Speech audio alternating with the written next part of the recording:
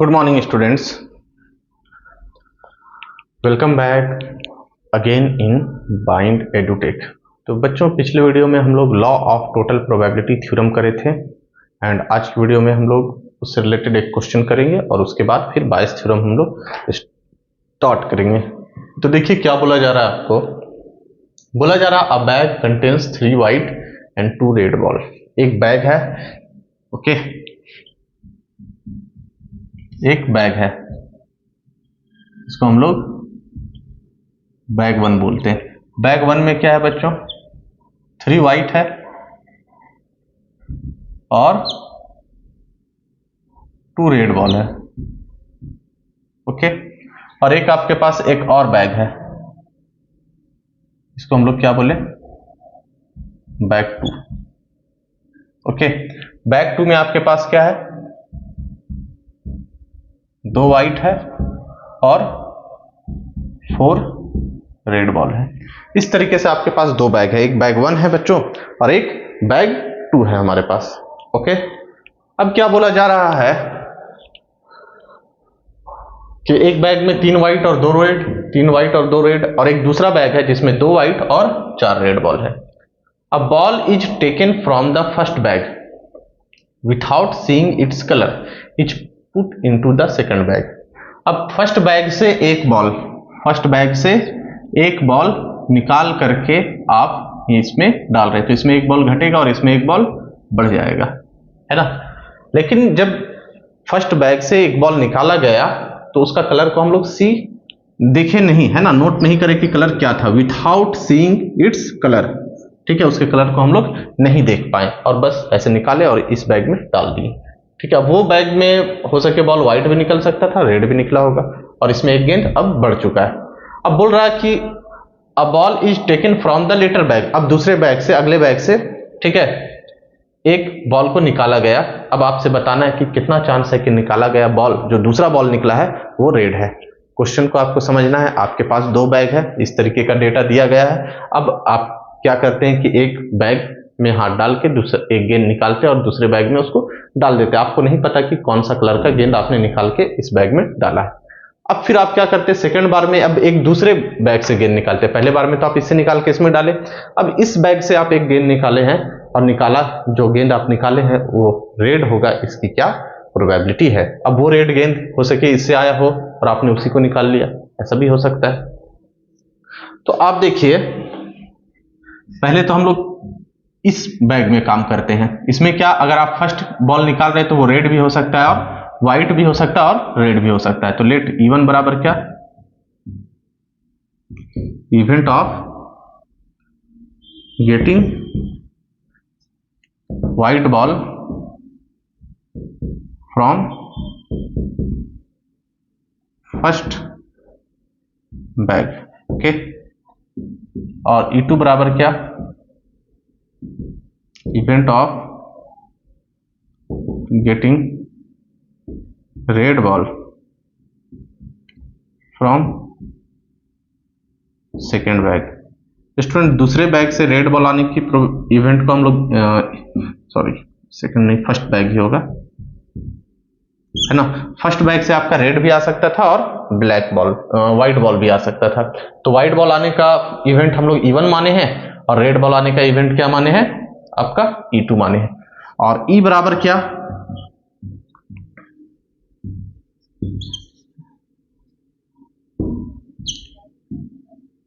Red ball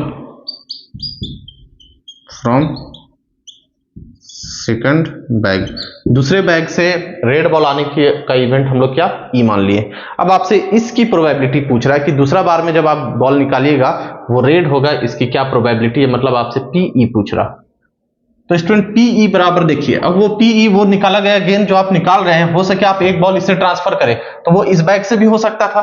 मतलब E जो event है, E यहाँ पे हम लोग जो इवेंट लेट करे हैं, वो इवेंट इस बॉक्स के साथ, इस बैग के साथ भी हो सकता है या इस बैग के साथ भी हो सकता है। बात को समझिए। हो सके आप एक रेड गेंद निकाल के इस बैग में डाल दिए, अब दूसरे बार जब आप गेंद निकाले तो वही रेड निकल गया हो, तो एक्चुअल में रेड बॉल निकल रहा है, ठीक है, लेकिन रेड बॉल या तो इन 4 में से भी कोई एक हो सकता है या तो इन 2 में से भी कोई एक हो सकता है, क्योंकि आप एक बॉल यहां से यहां ट्रांसफर करे हैं। अगर बॉल ट्रांसफर नहीं किया जाता और डायरेक्ट बोलता सेकंड बैग से रेड बॉल आने की प्रोबेबिलिटी, तो 4/, हम लोग 6 लिख देते, हमारा काम हो जाता। तो therefore PE, probability of E, तो प्रोबेबिलिटी ऑफ E अगर ये इवन के साथ भी हो सकता है, इनटू क्या,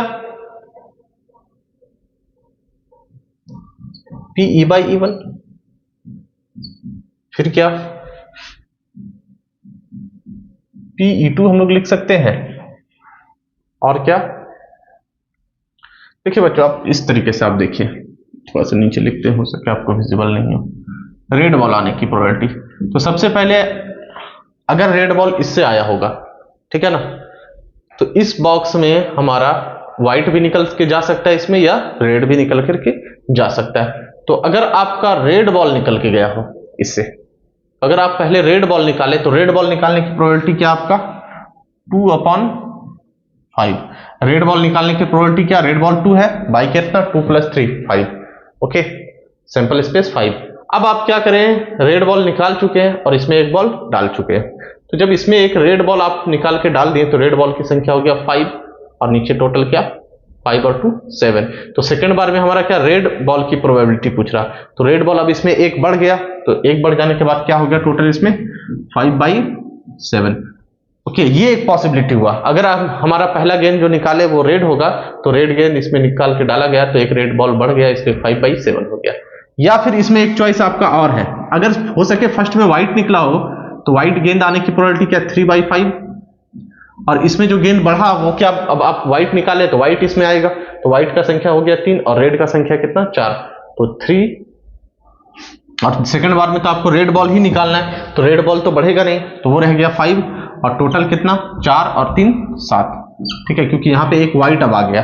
तो अगर आप व्हाइट निकाले तो व्हाइट में ऐड हो जाएगा, अगर रेड निकाल के इसमें डाले तो रेड में ऐड हो जाएगा, लेकिन सेकंड बार में आपको रेड ही निकालना है। तो यही पॉसिबिलिटी हो सकता है, अगर पहले बार में रेड निकला तो फिर रेड आने की प्रोबेबिलिटी ये, अगर फर्स्ट बार में व्हाइट निकला तो फिर रेड आने की प्रोबेबिलिटी ये। तो स्टूडेंट आप इसको ऐड कर दीजिए, मल्टीप्लाई करिए,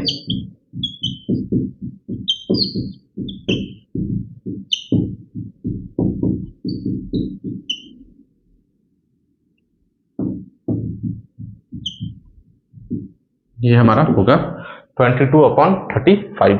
तो इस तरीके का कुछ क्वेश्चंस आपको देखने को कभी कभी मिलता है ना, तो आप नोट करिए इसे, फिर हम लोग जो है बायस थ्योरम पे आते हैं और उसे स्टार्ट करते हैं। चलिए स्टूडेंट आगे हम लोग देखते हैं बायस थ्योरम।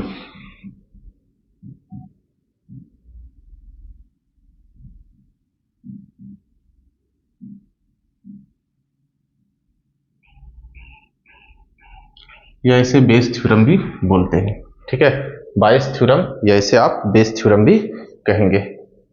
देखिए क्या होता है statement,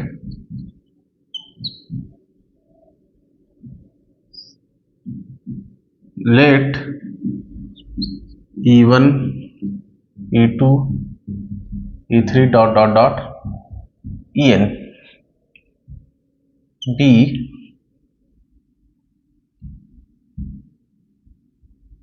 mutually exclusive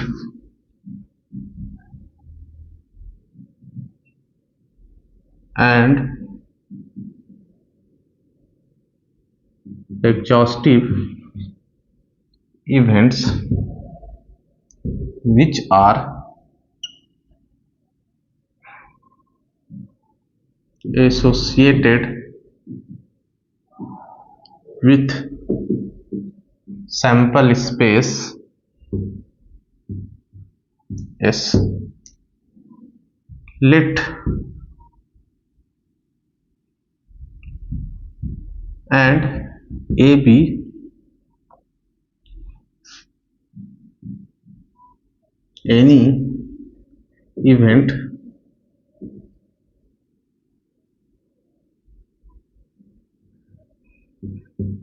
which occurs with E1, E2, E3 dot dot dot En। ठीक है स्टूडेंट, आपके पास क्या है, E1 E2 E3 dot dot dot En जो है mutually exclusive and exhaustive event है, और जो सैंपल स्पेस इसमें हो रहा है। और ए एक इवेंट है जो E1 E2 E3 dot dot dot En के साथ हो सकता है। तो then probability of EI by A is equal to PEI into PA by EI by क्या,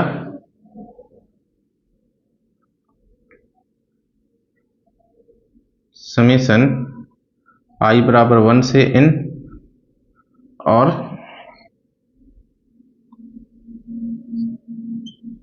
PEI और PA बाई EI, ये आपका होगा। ये जो है स्टेटमेंट आपका बेस थ्योरम के नाम से जाना जाता है।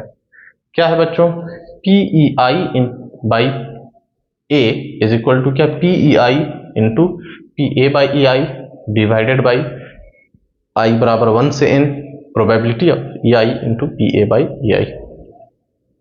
अब ये कैसे होता है आप पहले इसे नोट करिए। यहाँ पे हम लोग इसका प्रूफ देख लेते हैं, किस तरीके से हम लोग यहाँ पे इसको प्रूफ करेंगे वो देखिएगा आप।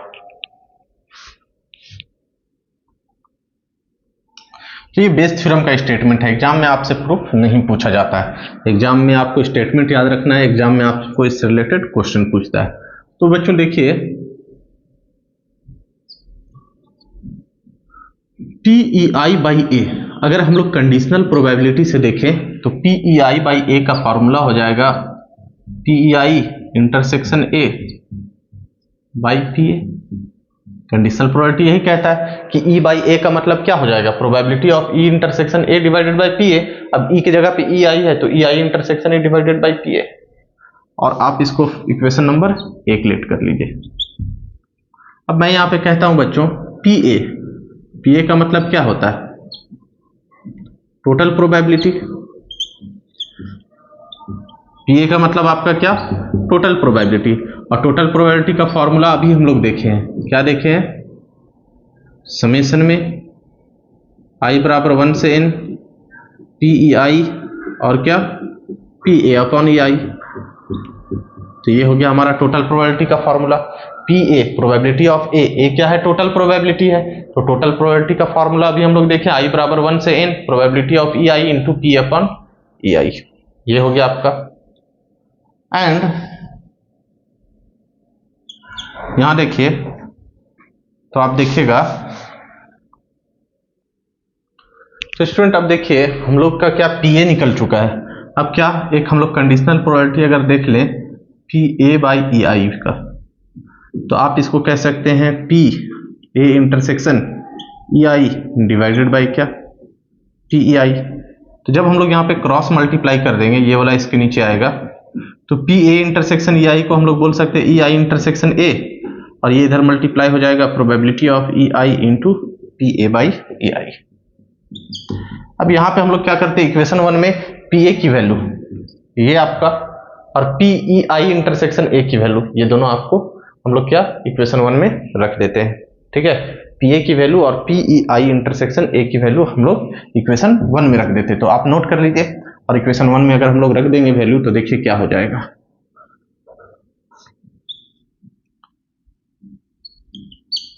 तो PEI by A is equal to क्या, PEI into probability of A by EI, ये अभी हम लोग निकाले थे PEI इंटरसेक्शन A, और probability of A total probability था I बराबर 1 से N PEI into PA upon EI, ये था। ओके बच्चों, तो ये हमारा बाइस थ्योरम का प्रूफ हुआ। अब आपको ये प्रूफ से ज्यादा जो अभी लिखवाने वाले वो आपका यूज है। ओके, ये हम लोग समझे। अगर I की वैल्यू हम लोग 1 रख दे तो कितना होगा, 2 रख दे तो क्या होगा, और 3 रख दे तो क्या होगा, वो आप देखिएगा।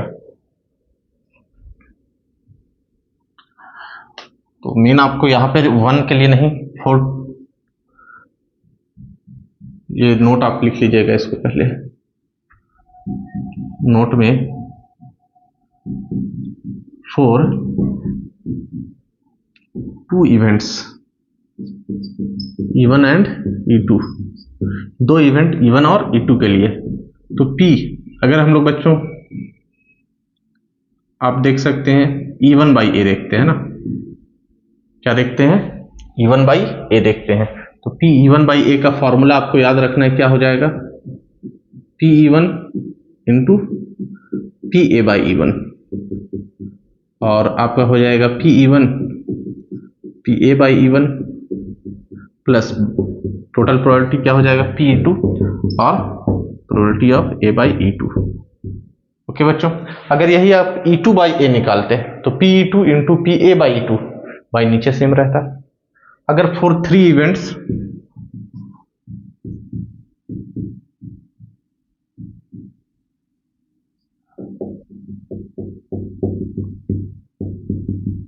E3 निकाले, तो अगर यहां पे हम लोग देखेंगे बच्चों P E1 by A, E1 चलिए E3 करते हैं, तो यहां पे हम लोग लिखेंगे P E3 और probability of A by E3, और बाई नीचे क्या P E1 P A by E1 plus P E2 P A by E2 plus P E3 P A by E3। ये जो है हमारा क्या, बाइस थ्योरम। तो इस तरीके का आपको कॉन्सेप्ट याद रखना है, क्वेश्चंस में हम लोग इसी को यूज करने वाले हैं, राइट ना स्टूडेंट। तो आप नोट करिए, हम लोग अब एक्सरसाइज की ओर आते हैं एंड एक्सरसाइज के क्वेश्चंस को डिस्कस करेंगे। तो स्टूडेंट हम लोग इसे इरेज करते हैं एंड अगले क्वेश्चन एक्सरसाइज पे आते हैं। देखिए क्या बोला जा रहा है।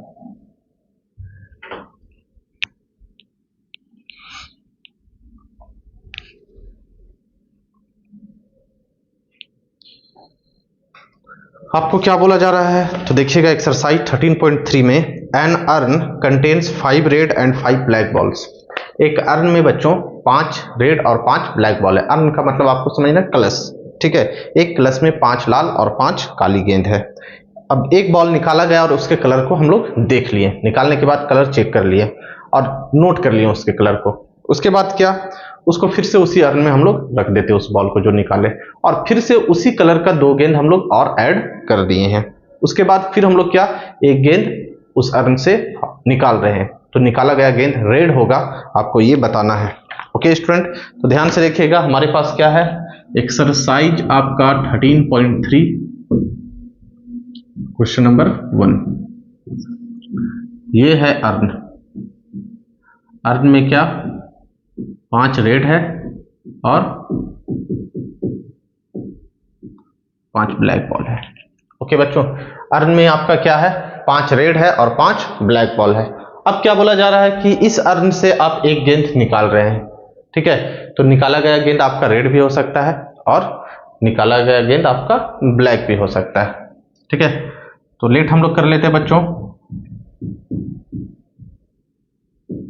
Event of first ball is black. मान लेते हैं निकाला गया गेंद क्या है, ब्लैक है। तो प्रोबेबिलिटी ऑफ E1, ब्लैक गेंद कितना है बच्चों 5 और टोटल कितना 10, तो 1/2 क्या हो गया 1/2। तो फर्स्ट गेंद जो है वो हमारा क्या है, ब्लैक है। तो निकाला गया ब्लैक गेंद निकालने की प्रोबेबिलिटी इस अर्न से क्या, ब्लैक गेंद 5, टोटल कितना 10, तो 5/10 1/2। उसके बाद बोला गया बच्चों कि जिस कलर का गेंद आया है उस कलर का 2 गेंद और एक्स्ट्रा इसमें ऐड करते हैं, और उसके बाद दूसरा गेंद निकालते हैं। तो दूसरा गेंद निकाला गया गेंद क्या होगा आपका, रेड होगा, ये बताना है। तो देन वी ऐड, तो अभी हम लोग क्या किस तरीके का बॉल निकाले, ब्लैक, तो we add 2 black ball in this urn. Okay, इस अर्न में 2 ब्लैक बॉल और हम लोग ऐड कर लेते हैं। देन ई बराबर क्या, event of getting red ball in from earn.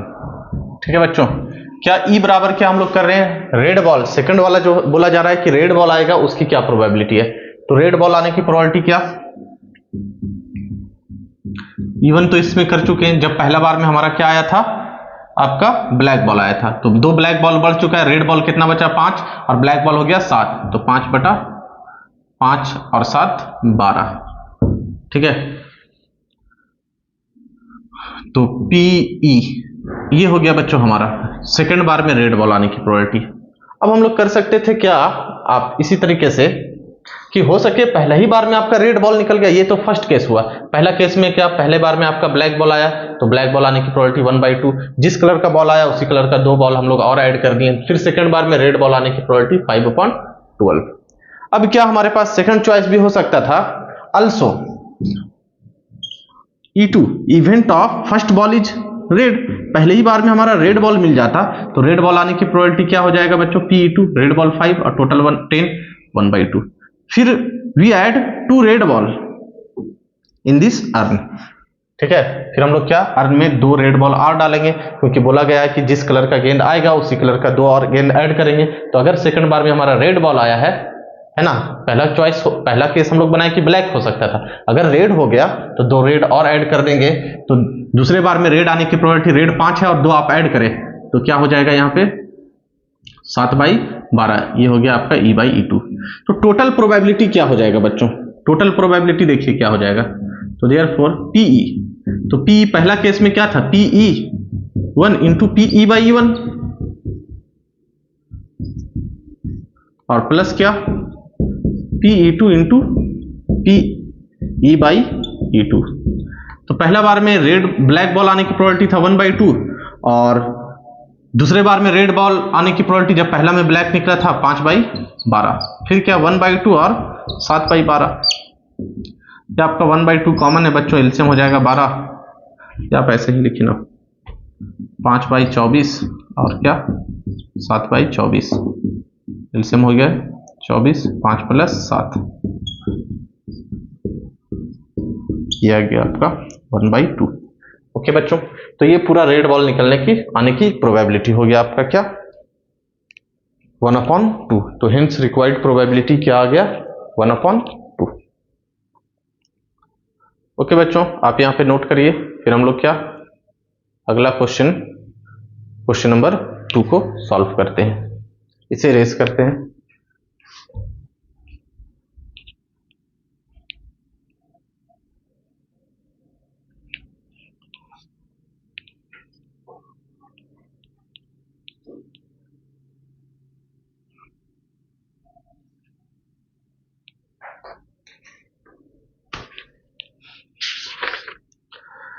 अगला जो क्वेश्चन है बच्चों ये हमारा बेस थ्योरम से है, ठीक है। बाकी एक ही क्वेश्चन जो है यहाँ पे टोटल प्रोबेबिलिटी से था, बाकी जो क्वेश्चन है वो बेस थ्योरम है। अब बाकी के कॉन्सेप्ट आपको एक ही टाइप के मिलेंगे।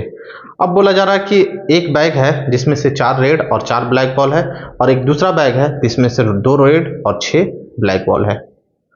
अब एक बैग को हम लोग सेलेक्ट करते हैं एट रेंडम और उसमें से एक बॉल निकालते हैं और पता चलता है बॉल रेड है, तो कितना चांस है कि निकाला गया बॉल जो है पहला बैग से निकला है। तो सबसे पहले क्या, क्वेश्चन नंबर 2, यहां पे हम लोग 2 बैग बना लेते हैं बच्चों, बैग 1 और ये बैग 2। ओके, बैग 1 में क्या दे रखा है, तो 4 रेड और 4 ब्लैक,